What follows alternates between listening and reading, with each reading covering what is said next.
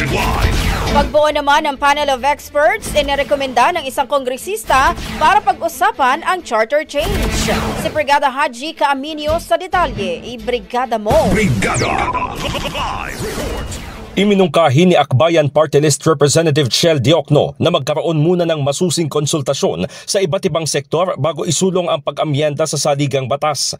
Ayon kay Diokno, hindi dapat minamadali ang charter change kaya kakailanganin ng tulong mula sa ipinapanukala niyang panel of experts. Hindi kasi anya nagbabago ang pananaw ng Akbayan na hindi pa hinog ang tsa-tsa. Let's move it forward and first create, let's say, a panel of experts from the academe, civil society, and all other players in our society to come up with ano ba talaga yung kailangan nating gawin para sa pagbabago ng ating konstitusyon.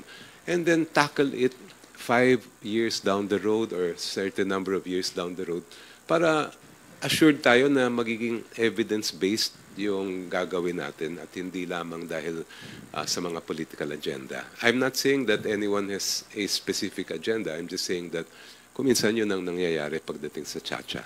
Naniniwala rin ang kongresista na maraming posibilidad mula sa bawat mambabatas at mga partido kapag nabuksan na ang usapin. Ang nakikita lang namin magiging issue dyan ay once na mabuksan yung pag-amenda ng konstitusyon, maaring may iba pang babaguhin doon. And again, that may open up a can of worms because there will be many different positions taken by different parties and legislators as far as what should or shouldn't be amended. Sa kabila nito, ipinunto ni Diokno na mawawala ang pangamba kapag nakonsulta ang stakeholders lalo't mapakikinabangan ng lahat ang gagawing proseso. Mababatid na inihain ni Ako Bicol Party List Representative Alfredo Garbin Jr. ang resolution of both houses number 1 na layong amyendahan ng Articles 12, 14 at 16 na may kaugnayan sa restrictive economic provisions at ang Article 1 na tumutukoy naman sa national territory.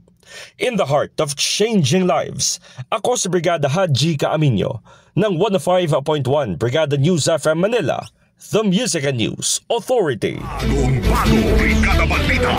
Ang bahaging ito ay hatid sa atin ng Standout ES4 Capsule. Simulang tuparin ang pangarap ng iyong anak. And stunting now!